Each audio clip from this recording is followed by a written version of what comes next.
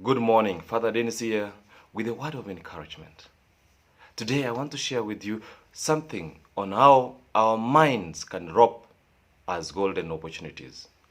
15 years ago, I lived believing that pork should not be for human consumption. But when I used to visit my parish farm, I would see pigs in the farm.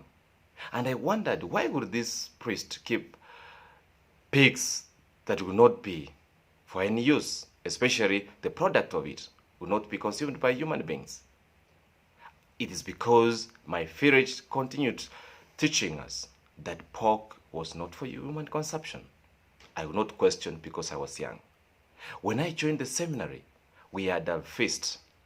And on this feast, there was plenty of food. And among it, there was a lot of meat.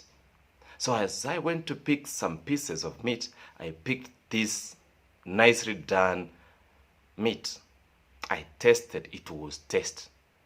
I will not forget that even today.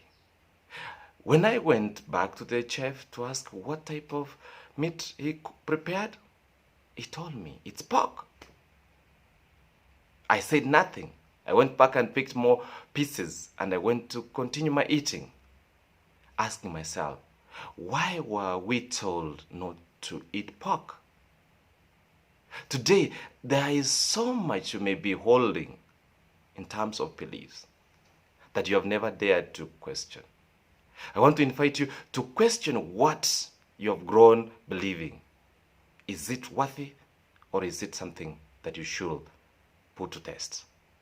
This is exactly what the Jews went through, and Peter found a big gap because the Jews believed if you are not circumcised, you are a nobody. But the mission of Christ was to go beyond the circumcised. Peter had to work on filling the gap between the circumcised and the uncircumcised. He went teaching them what Christ taught. Because Christ in the gospel today talks about he is the good shepherd who came from above. He has the power. Therefore, he chooses to lay his life down and raises up.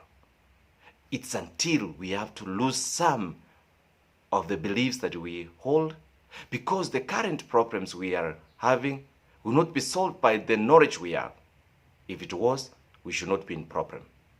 So we need to get to open and look towards what we need to know. What we should know, in fact, that is what will help us solve our problems. And that's why when John of the Ark says that we have a one life to live, and we live it in the way we choose to believe. But it's going to be more terrible if we choose to give up our belief to live in a manner that is worse than dying.